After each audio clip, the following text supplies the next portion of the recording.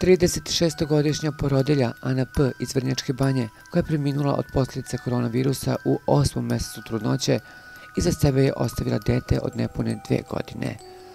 Ana je u ponedeljak primljena u Kraljevačku bolnicu u veoma teškom stanju. Odmah nakon pregleda hitno je transportovana u Kragujevački klinički centar, gde je nažalost posle 4 dana preminula. Došla je u jako lošem stanju, pluća su joj bila razorena, imala je jako lošu saturaciju, bila je pozitivna na koronavirus i nakon pregleda bukvalno posle pola sata hitno je transportovana u Kragujevac, rekao je Zoran Mrvić, direktor opšte bolnice u Kraljevu. Trudnica je dovezena iz Kraljeva u teškom stanju u 8. mesecu trudnoće. Teško je disala i odmah je priključena na ventilaciju. Imala je simptome karakteristične za koronu. Odmah je urađen carski rez, a trudnica je sve vreme bila na respiratoru. Jutro posle toga je preminula. Beba je sa lošim parametrima odmah priključena na respirator.